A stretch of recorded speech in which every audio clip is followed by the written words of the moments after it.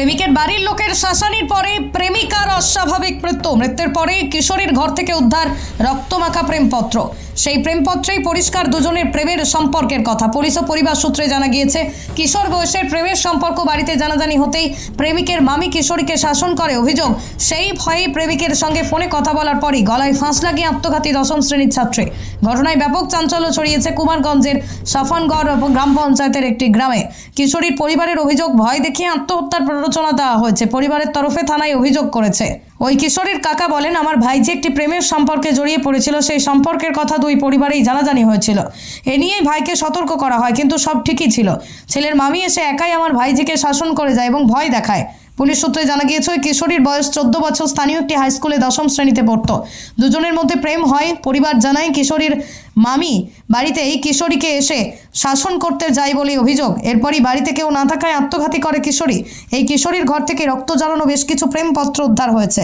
কি হয়েছিল? মেয়ে ছেলের প্রেম এখনকার তো দুনিয়া এরকম, প্রেম করতে তো ছেলে 15-20 দিন হয়ে গেল, কথা বলা হয়নি, বন্ধ করে দিয়েছে বাবা মা। আর ও অন্য একটা মোবাইল দিয়ে ফোন করেছে, ফোন করার পর 1 থেকে 1.5-2 ঘন্টা ফোন করেছে।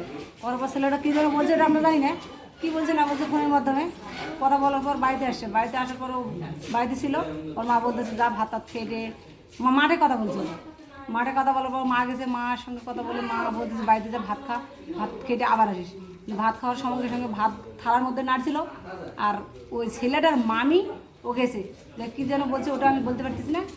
যাওয়ার পর ওখানে মামি বকছে, কী যেন আরও শাসাইছে না কী করছে। তখন মামি যখন বাড়িতে লোকগুলো বেরিয়ে গেছে, বেরিয়ে যাওয়ার পর ও ঘরের মধ্যে ঢুকে গেছে।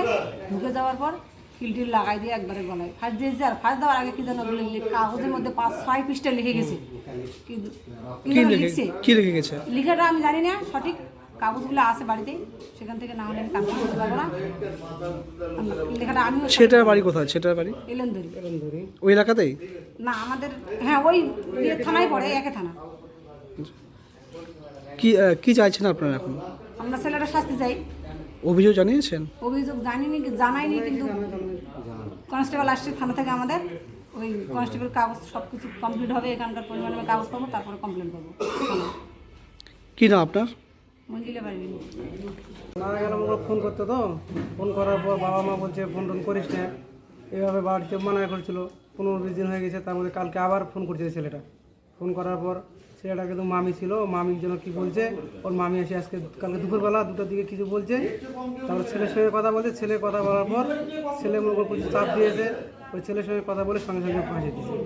সেটা কি বিয়ে করতে চেয়েছিল? ছেলেটার বয়স হয়নি তো, 14 বছর মেয়েটার বয়স, ছেলেটার বয়স 16 বছর হবে এরকম। ফোনে কথা বলার পরে কি কোনো চাপ দিয়েছিল? কোনোভাবে চাপ দিয়েছিল, দিয়েছে, ওই জন্য তো গলা যখন দড়ি দিয়ে দিয়েছে। কি নাম যে মারা গেছে? মুসলিমা পারভিন। মুসলিমা পারভিন।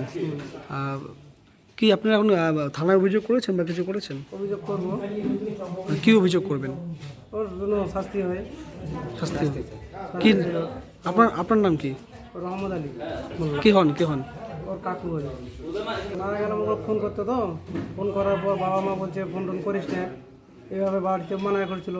15-20 দিন হয়ে গেছে, তার মধ্যে কালকে আবার। মারা গেল ওই ছেলেটার সঙ্গে সম্পর্ক ছিল, প্রেম ভালোবাসার সম্পর্ক।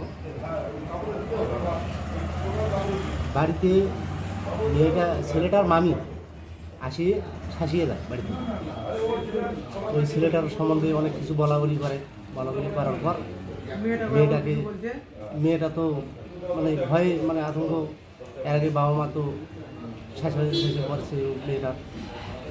আর ওই বিশেষ করে ওই ছেলেটার মামিটা আসে শাসার পরে এই ঘটনাটা ঘটে। যখন ওরা শাসিয়ে চলে যায় ছেলেটার মামি, তারপরে এরা বাড়ি থেকে বেরোনোর পর মেয়েটা গালা দিয়ে। নমস্কার, আপনারা দেখছেন নিউজ বাংলা 24।